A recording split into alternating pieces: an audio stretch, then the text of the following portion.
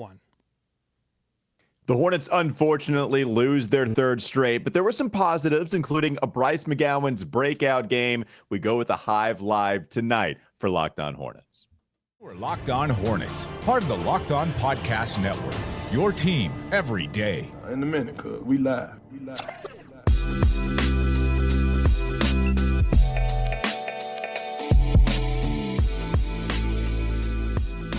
What's up? It's Locked On Hornets. Thanks for making us your first listen every day. We're free and available anywhere you get your podcast, and that includes YouTube, where we are currently broadcasting via Hive Live. We appreciate BetterHelp.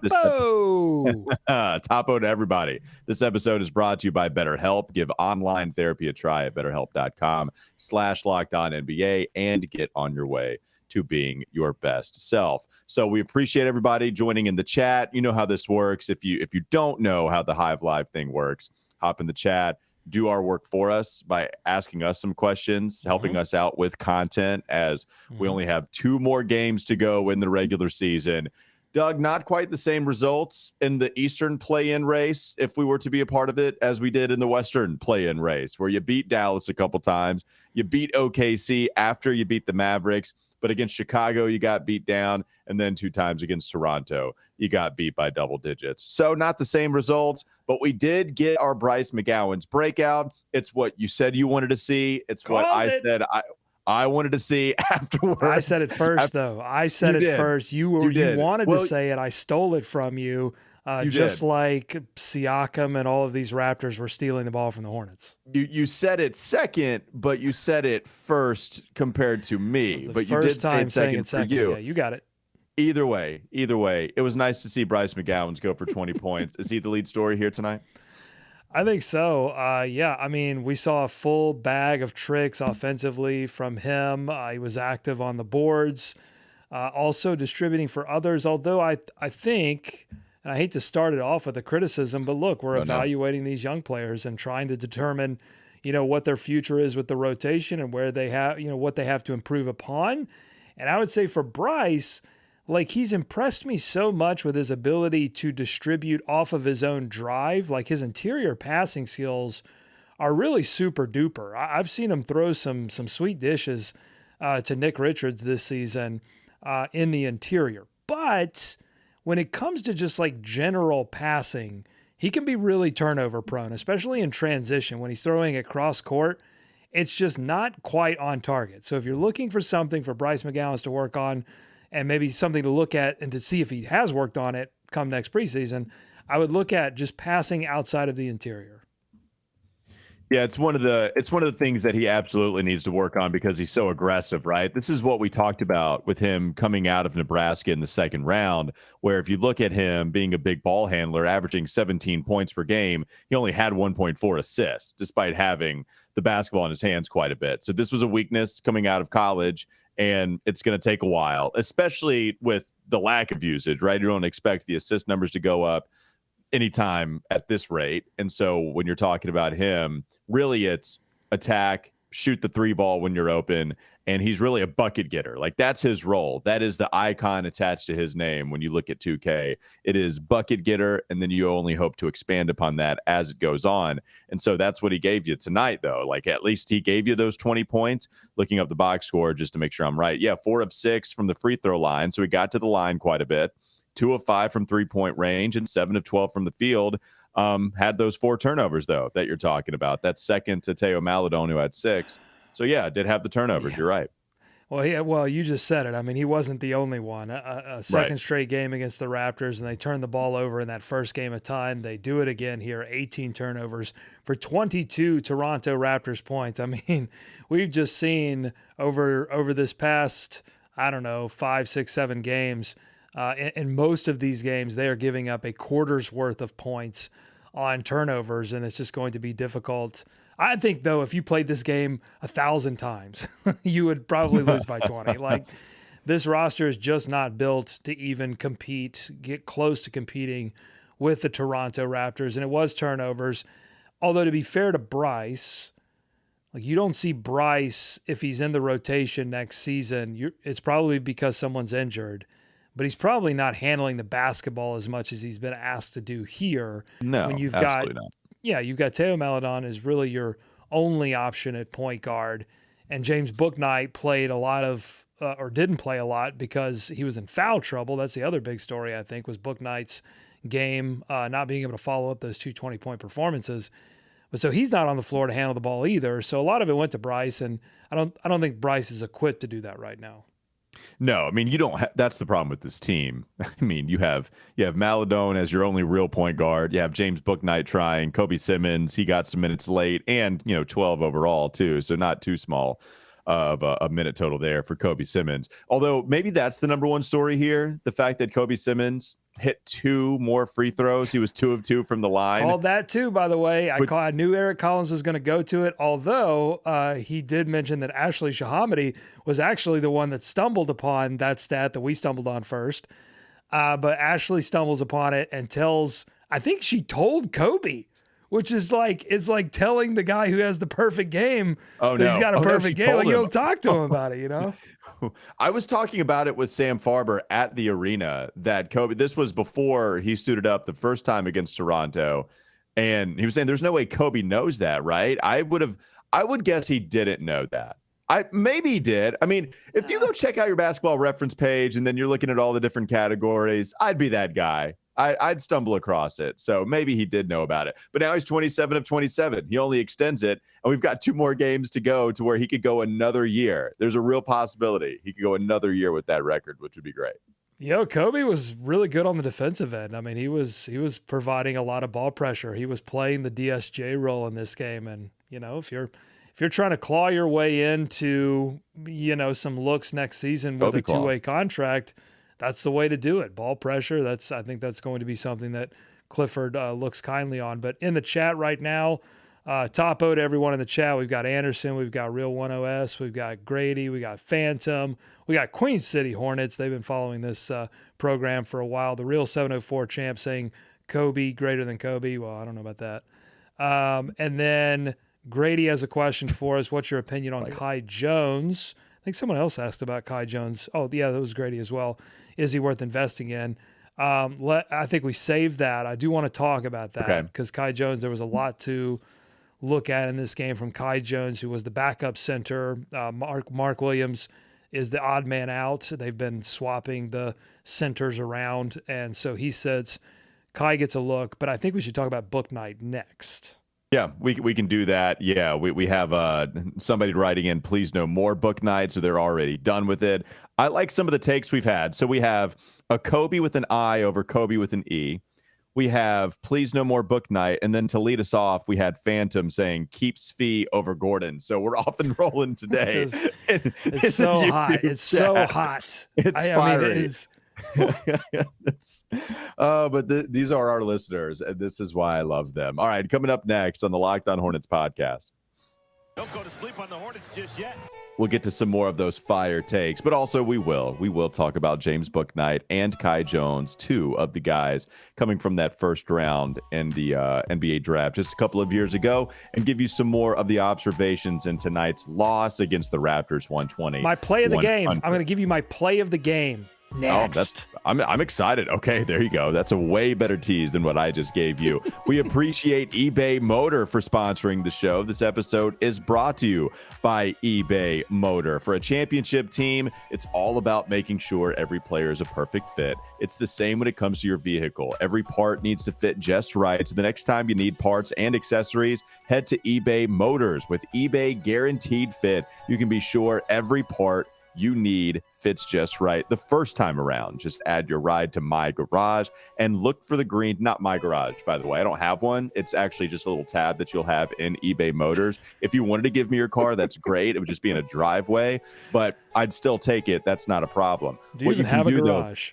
Go to My Garage on eBay Motors and look for the green check to know the part will fit, or you get your money back. Because just like in sports, confidence is the name of the game. And when you shop on eBay Motors, and with over 122 million parts to choose from, you'll be back in the game in no time. After all, it's easy to bring home a win when the right parts are guaranteed. Get the right parts. Get the right fit and the right prices on ebaymotors.com. Let's ride. Eligible items only. Exclusions apply. More Doug hot takes coming up next. Locked On Hornets is Locked On Hornets. This says the Hornets received 3 votes for their handling of James Borrego, who is viewed as doing a good job the past couple of years before Charlotte fired him after the season. Then hire him. No one's hired him. These GMs are like, oh, we love James Borrego. Oh, you going to hire him? I don't think so. He got blown out twice in play. You can't hire that guy. It's time for more of the Locked On Hornets podcast.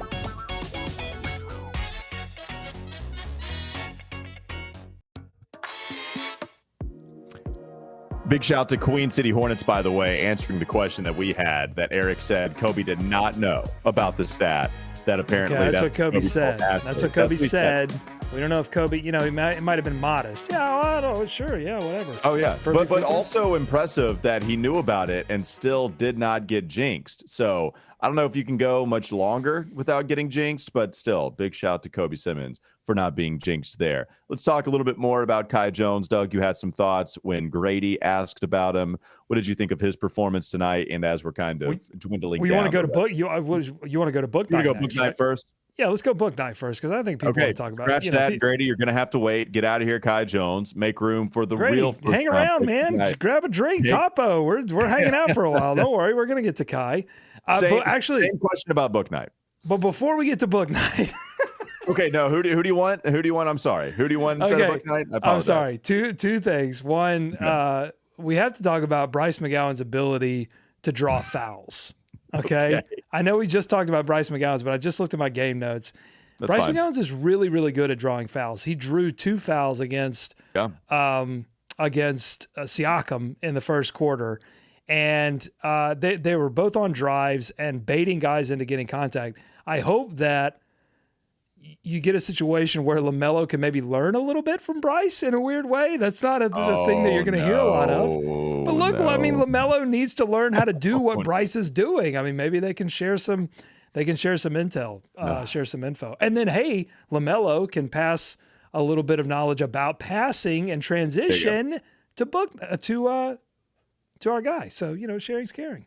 It's a symbiotic relationship. That you like that? Symbiotic with the backcourt. Okay, can we go to Bouknight, or who do you want to go to next? First, my play of the game was not a Bouknight 3. It was not a Bryce McGowens foul draw. It was not it was not anything like that. It was not a Richards dunk. It wasn't a Kai Jones block or a Kai Jones dunk. It was Svi Mikhailuk in the fourth quarter of a 20-point blowout. And you can go back and look at this. It was around the 9-minute mark. Svi gave Pascal Siakam the Michael Jordan, Byron Russell Game 6 shove on a jump shot. I mean, it was a perfect replica. He hand on the booty, shoved him out of the way, pulled up, knocked it down. Play of the game. Real quickly, just about Bryce before we go to James Bouknight. The whole show is going to be about Bryce. Let's just do it. It's Hive Bryce. So he is enhanced Nebraska Bryce McGowens right now. He's the same player, right? Like, this is what I talked about before you mentioned the ability to draw fouls. He had 6 free throw attempts tonight. He averaged 6 attempts in college before he made that leap to the pros. What's great is that a lot of that is translating immediately, though. It's not like he's trying to find his way, his identity, with copy and pasting some of that from his lone year at Nebraska. So anyways, it's nice to see that translate pretty immediately here. And I don't know if this was something in his Nebraska game, but he also drew a charge in this game. And there aren't a lot of players on this team that do that. Kemba Walker was a master at it and really held the crown as Charlotte's go-to guy to draw charges in the lane. That crown was probably passed to Cody Martin, who does it quite often, but obviously he hasn't been around this season. So, if you're looking to get minutes, you're looking for gaps to fill, that could be one that Bryce decides to pick up and, help his team in that way. Okay, Bouknight, not a great game. 22 minutes, 3 of 9 from the field. Did hit 2 threes, attempted 6 of them, 8 points, 4 personal fouls. Had 3 personal fouls in the first half. Did not play a single minute in the second quarter Walker, was James Bouknight. Did James Bouknight find Clifford's big red doghouse again, not playing in the second quarter? I don't think so. I mean, look, I guess he did a little bit, but it's not you put it in Clifford size, which is a little too big for me. Like if you wanted to just go normal size doghouse, then maybe. But if you go Steve Clifford big red doghouse, it seems a little too big, where it doesn't mean that he's not going to get more opportunity in the last two games, right? I think Steve Clifford tried to warn us when he was talking after the first Toronto game, when he said it's different when you can average 15 to 16 points, and it's something he talked about a lot. Jeremy Lamb used to be this example, okay? That was Lamb then. It's Bouknight now as far as this example of being a consistent NBA player, because he directly referenced the point total against Chicago Bouknight had when he said, you can come out here and get 22, that's great, but give me the consistent average. So even with the 20-point performances from Bouknight, Clifford tried to temper those expectations a little bit. And so it's not like this is something new, right? He played over 20 minutes still. You're right about him sitting in the second quarter. I don't think Clifford changed his opinion in the negative this game. I think it's still the same. I think it's still the same about Bouknight, but at least he's giving you some offense, and tonight not as much. Like that's just kind of what it is with Bouknight right now.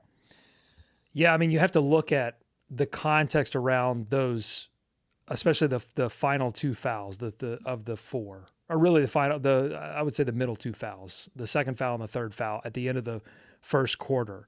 47 seconds left. Book got his hands in on Boucher. Didn't need to do it. It was on a Boucher drive. Just didn't need to foul there. Just got his hand in the cookie jar. Quickly whistled. Knew it. And that was 47 seconds to go. And then at the buzzer of the first quarter, a first quarter, by the way, that the Hornets ended up winning 29-25, but could have carried a bigger lead in the first quarter. And if you remember, Walker, Steve Clifford, after those three wins, 2 against Dallas and 1 against Oklahoma City, mentioned over and over how important it was for the Hornets in general, but especially on a team that's full of youth and turns the ball over a lot. Like, getting a lead in the first quarter is like super important for this team. They did in that 3-game win streak, I think. Yeah. That's what I'm saying. Yeah, they got off to great starts, and they were on the way to doing that. Possibly could have surprised Toronto by just jumping all over them in the first quarter, but it was ruined by Bouknight. Again, in that very last second, he fouls Koloko right before the buzzer. It was free throws, and that was the third foul on Bouknight. And it was just, again, going up for a rebound. No need to do that. It is a mental thing. Bouknight doesn't look like he's having a lot of fun out there. I don't know how much to take away from that. Like, it's not even like he looks super serious. It just looks like he's not, he just doesn't. And a lot of people have mentioned this. Like, when they watch him play, they're just like, is he okay? Like, is there something wrong? And I think those are all valid questions about just where he is, in terms of his mental right now. Well, there's something developing with Bouknight right now, and it's still crazy small sample. But Doug, James Bouknight, this crazy athlete that you expect to drive by his guys because of his athleticism, get in the paint, get close to the basket, and yam on somebody. If not yamming, he has the flashy tools in his arsenal to finish with finesse because of his wiggle right. He's kind of chucking, Doug. I mean, he's coming in, and in these last few games that he's played, so if you look at the last 4, he appeared in just a minute's worth of time. The first Dallas game. It was the second Dallas game that he's been giving you some real run here, okay? So 4 games total since he got back and got the call up from Greensboro because of all the injuries. Here's the amount of threes that he's taken in each of those games. 3 out of his 5 field goal attempts. Mm-hmm. Against OKC, 5 of his 8 field goal attempts. Mm-hmm. Against Chicago, 11 of his 16 field goal attempts. Tonight, 7 of 11. This is something that he struggled with coming out. If we want to do the whole college thing again, like we did with Bryce, that's something he struggled with. I don't know if this is something where he's trying to prove to Clifford that he can shoot. I don't know if this is something where there is a lack of disinterest and he's just chucking. I don't necessarily look at all of them and think they're awful shots, but that's not what Bouknight was drafted to be. This is not someone I thought was going to average 7 3-pointers a game, Doug. In the last 4, he's averaging 7 a game. That's not, I don't know. I know he's a bucket getter, and I get that, but when there's so much of all of your field goal attempts, when over 50% of and he's hitting 50%, to be fair, but when over 50% of your field goal attempts are from 3, that's a little weird. Yeah, well, I think there's a couple of things going on. One, generally, he's taking what's open. Because I think you're right. There have been several opportunities where he wasn't open and he forced up. But generally, I mean, he's getting a couple of good catch and shoot opportunities a game. And for a guy, look, he went a long while not touching the basketball or being in Greensboro and not being around at all. And so I think there is an element of this of like, all right, if I get the ball in my hands, I'm going to put the shot up if I'm open.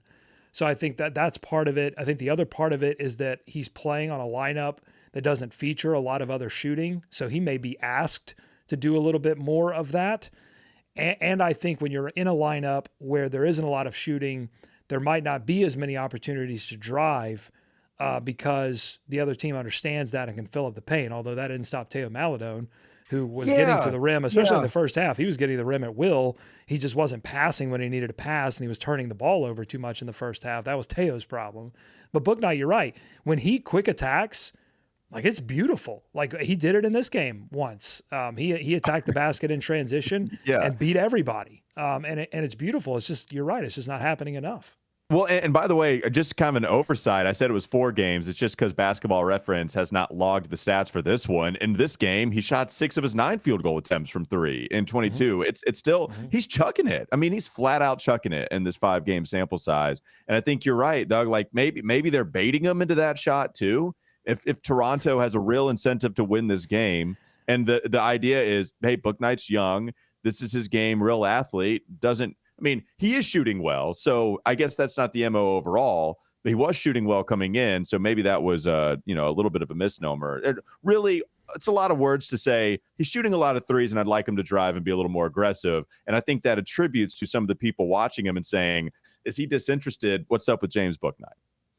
Yeah, I wouldn't use the word disinterested. I think there's a lot going on there. I think that there's a lot of pressure. There could be, I don't know. I mean, if it were me and I had gone through everything that he's gone through so far, I think it would be easy to think that there would be a little bit of anxiety and nervousness when it feels like his career is teetering on the edge so early. And I'm sure he thought that things would have played out a lot different by this point. And so, yeah, I think there could be a tendency to kind of force things when you get that opportunity. I mean, you saw it. So he doesn't play at all in the second quarter. In the third quarter, he doesn't get in until that take foul on Teo, the take foul by Toronto on Teo Maledon. One free throw goes in. They sub Bouknight back in. That was like with 3-ish minutes to go in the third quarter. Mm-hmm. First play, he not only chucked it up, but he like took a crazy contested 3-point shot, fadeaway, knocked it down. To his credit, knocked it down, but not an easy shot. Well, yeah, and somebody wrote in the chat, let me get the name right here. Mustafa Elmi said, I've never seen criticism for making threes. Like, no, there was a couple games, he goes 6 of 11, 5 of 7, cool. The other ones he didn't, but he had been making them. The percentage overall is just fine. So there you go from James Bouknight, just kind of an interesting style change from what you might expect from one Bouknight. You want to go Kai Jones in the next segment, and then when we get to the next segment, say let's get to something else instead, and then change that? We'll see what happens. Okay, sounds good. All right, one more segment to go. Coming up next on the Locked On Hornets podcast. Don't go to sleep on the Hornets just yet. We'll get to Kai Jones, some more observations. I want to talk JT Thor, to the president of the More Thor movement that is alive and well now. So we'll get to all of that here in the last segment of the Hive Live edition, Locked On Hornets. This episode is brought to you by FanDuel. FanDuel right now is a great time to get involved in the action with the NBA playoffs that are here. They're almost here. Just a couple more games to go. before we get to the play-in tournament and then the outright NBA playoffs. New customers get a no-sweat first bet up to $1,000 when you join FanDuel. That's bonus bets back if your first bet does not win. Just download the FanDuel Sportsbook app. It's safe, it's secure, it's super easy to use. Then you can bet on everything from the money line to point scores and threes drained. Plus, FanDuel even lets you combine your bets for a chance at a bigger payout with the same game parlay. Don't miss the chance to get your no-sweat first bet up to $1,000 in bonus bets when you go FanDuel.com/LockedOn. That's FanDuel.com/LockedOn to learn more. Make every moment more with FanDuel, an official sports betting partner of the NBA. One more segment to go. Locked On Hornets. Is Locked On Hornets. Mitch Kupchak, will he do the thing that he has not done in season this entire Anything. time? The thing that he has not done It is always anything. comes back to do something. Just do one thing. You need to get a stick from outside and become the meme in person because it always comes back to do something. Do something. It's time for more of the Locked On Hornets podcast.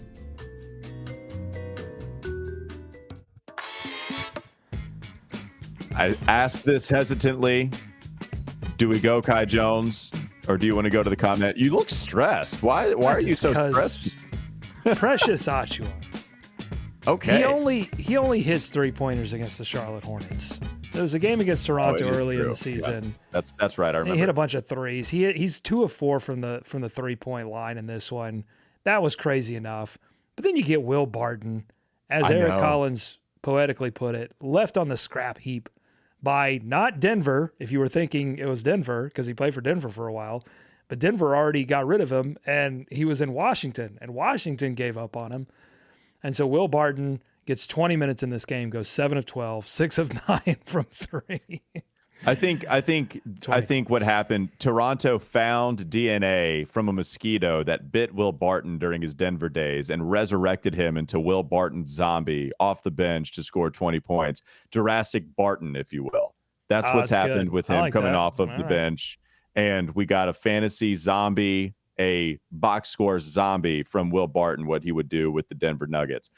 Did you want to go to the chat a little bit? Anything interesting? I know some people are talking about Bouknight, just going back and forth. Some of the book comments are interesting, but good. But good. Well, listen, everybody feels passionately one way or the other about Bouknight. I don't think there are many sort of mid takes about Bouknight. People either think that he was an awful draft pick and has no future with Charlotte, or they think his career has been mismanaged, that it's not his fault, that it's Clifford's fault, that it's Borrego's fault, that it's Mitch Kupchak's fault. So, yeah, I don't think that not many people land in the middle. Matt Hatt does have an interesting comment saying if Book mixed in his drive with the deep shot, his fakes would be more effective. I think if he figures that out, he can do far more damage offensively. Well, yeah, I mean, I think that what we're kind of getting at is that it doesn't seem like what Bouknight is doing out on the floor has much thought behind it in terms of like a long-term view. Like, hey, I've established this is how I'm going to play, and I'm going to do that consistently. It just seems like it's all happening off of like instinct, right? I mean, does that make sense, Walker? No, it does. It does for sure. And, you know, if you have the open shot, then take it. But perhaps maybe we're asking a little bit more thought just to get himself going. Because, and look, yes, you're hitting threes. Fantastic. If they're not falling, and you weren't crazy cold in this one, you hit 2 of the 6. One of them was kind of late.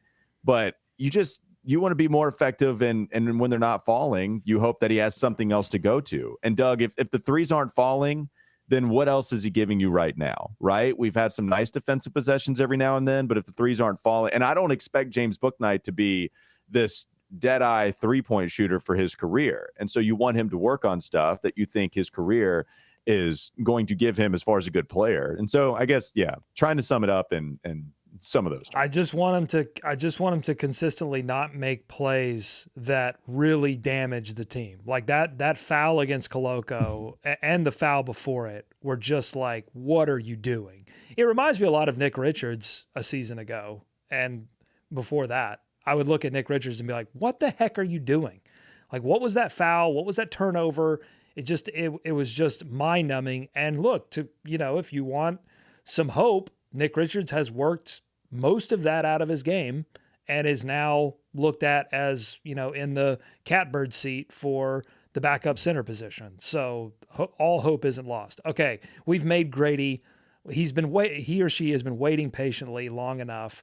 We should talk about Kai Jones, who did get significant later. minutes. We should talk about him later. Let's get to JT Thor. No, I'm playing. Go ahead. Let's go, Kai Jones. All right, let me give you some stats on Kai Jones for the game. 22 minutes played, almost 23, 2 of 4 from the field. Did not take a lot of shot attempts in this game. 4 points, 4 rebounds, 2 assists, 2 personal fouls, only 1 turnover. Did get a block shot as well. I'll say this. This is kind of my take. It's not kind of my take. It is my take.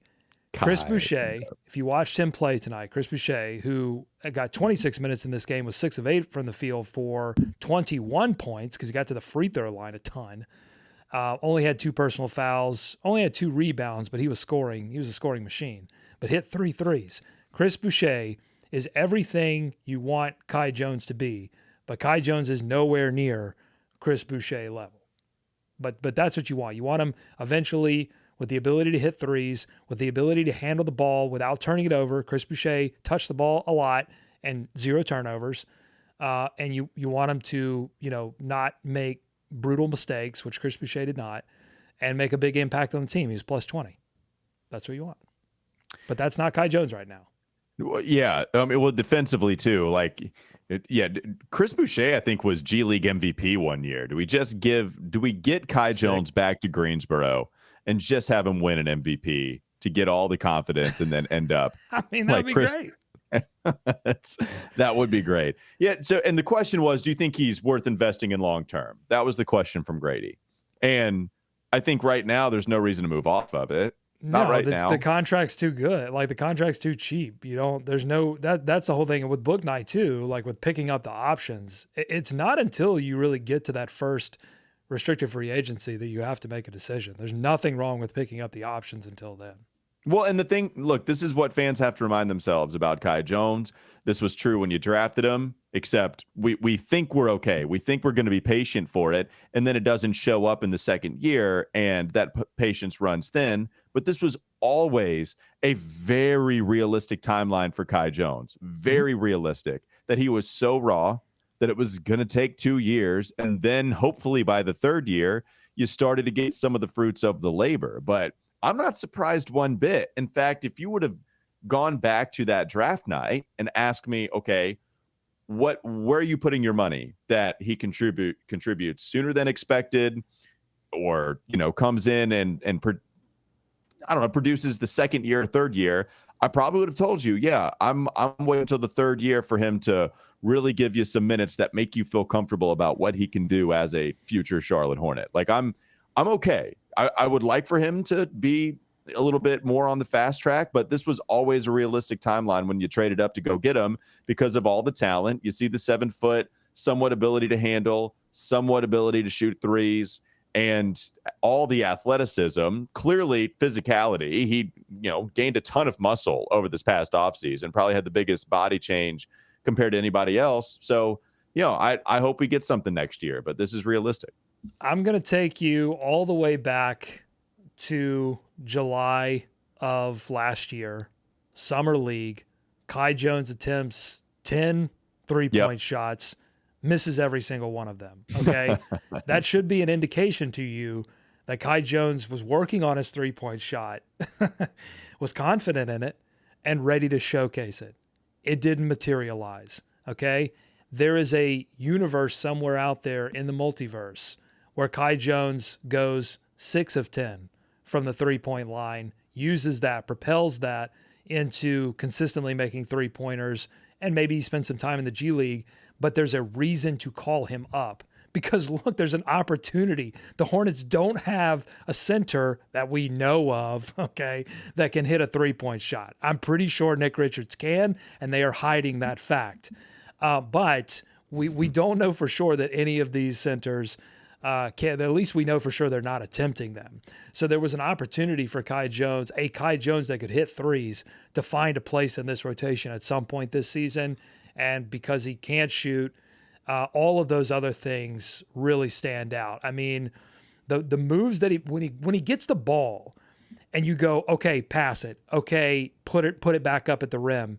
And then he like dribbles out and takes a couple steps and then fires like a mid-range step back jump shot. And you're just like, what? I don't understand what's happening there. And then defensively, he had a couple of errors where he just bites on pump fakes. He bites on, there was a particular play with Pascal Siakam where it was well defended and Siakam goes up to the rim out of control. That shot was a obvious miss. Everybody in the building knew that shot was not going in.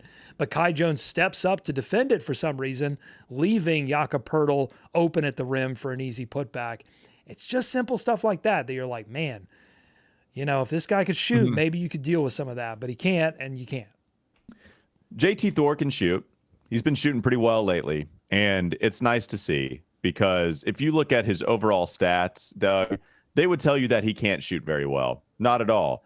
But let's go to what JT Thor has done really ever since he had those 4 starts in a row due to injury. So he started all the way back at the very end of February, at the very beginning of March. He started against Miami, Detroit, Phoenix, Orlando, got 25 minutes, 22, 28, 15. Then he didn't start until the first game against Toronto. That was his next start. So I'm going after the starts that he had.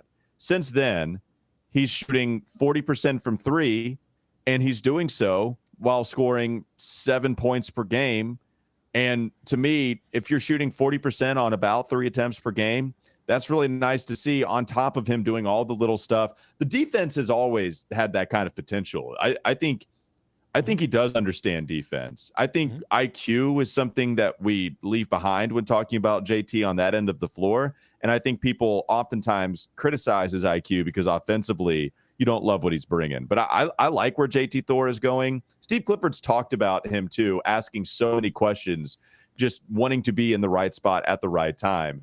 I really like what he's been giving you lately. And I think this is a great example of a player that is finishing the season in a much better place than where he started. And we thought he was going to start at a high place and kind of disappointed, to be honest with you, earlier. And I think an example of a player that if you look at his season stats, you're going to go, ew. But if you really take the microscope to where he started and where he's going to finish, it's going to give you some indication.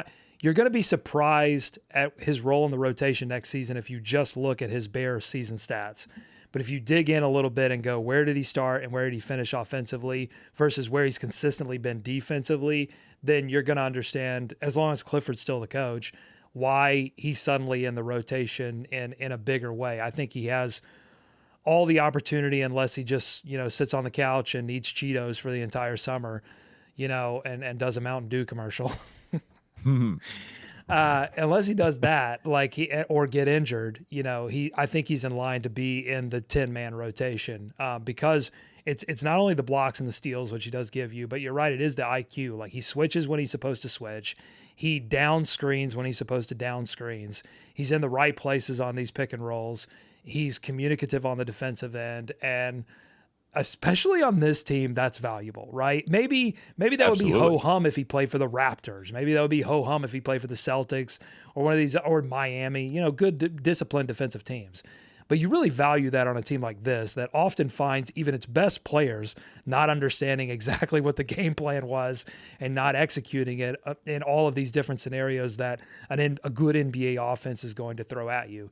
But if you really dig in and look at his points per shot attempt, it has increased dramatically over the last month and a half. And that's exciting to see. What I think is exciting in this game, so he's been improving his points per shot attempt mainly because guys are finding him open in the corner because drive kick, that's been happening even without a point guard. They've been able to drive and kick it pretty well. That's shout out to Teo Maledon, who has done that. And Thor has been knocking down the Thorner 3, okay? What's exciting in this game is that he's starting to expand it. He was pulling up from above the break, knocking down that 2. That would be, again, that's going to take him into the territory of a player who he has already been compared to by, I think it was by Clifford, Marvin Williams, right? I mean, to me, that's the sort of prototype. That's, if you want to make the comparison, that's the player that you're looking for him to turn into for this Hornets team. Well, and that's a comparison that doesn't necessarily bring the value with who the player who he's being compared to. It's who the guy is comparing him to Marvin Williams. The fact that Steve Clifford thinks so highly of Marvin, the real value is that Steve is uttering JT Thor's name in the same breath. Despite what you think about Marvin, we know what Steve thinks, and we know Steve finds that really valuable. You mentioned the corner three. Just wanted to mention the stats on that real quickly. He's shooting 40% from the corner three this year, and he's taking over half of his three-point attempts from the corner. Making me thorny. Well, yeah. It's a late night edition of Locked On Hornets. It's late night, baby. Even though most people are listening to this in the morning. Sorry, kids. All right, giving a whole new meaning to a dismount from Doug. Let's end on some comments there. Did you want to talk any more about some of the comments there in the chat? Anything catch your eye there, Doug? I just love when people jump into the chat with some random draft prospects. Yeah. This Willie wants to know, Walker, what do you think of Grant Nelson at NDSU 6'11"? What do you think? What do you think? He's got some good size. He's right there at 7 foot. You'd wish he'd have just that one extra inch on him. He comes from North Dakota State. There have been a couple of good players from that university that haven't quite made it in the NBA as great players, but you're hoping maybe this can be the one in Grant Nelson. Anything else you had on Nelson, or did you want to move on? Let's see. Out of time, going with the big take here. I think we should let PJ, this is what Out of Time thinks. I think we should let PJ have a sign and trade and have Thor start next year. Excellent. Kai Jones could be a great lob threat 4, is also out of time. Dom34 hopping into the chat and just agreeing with a lot of what we said. And I'm just going to say this, Dom, I appreciate you. I see you. And I appreciate you for the support. Damo to you. We appreciate it. All right. Go. Thanks for making Locked On Hornets your first listen today. Even if it's your last listen before you go to sleep, we appreciate it. And if you're catching us on the other side, we appreciate you as well. Make your second listen game to game NBA. Every moment, every top performance, every result. Locked On Game to Game covers every game from across the league with local analysis that only Locked On can deliver. Follow Game to Game on Locked On NBA. Available on the Odyssey app, YouTube, and wherever you get your podcast. Have a great rest of your night, and we will be back with you on Thursday. Nighty night. Sweet dreams. Oh, that's creepy.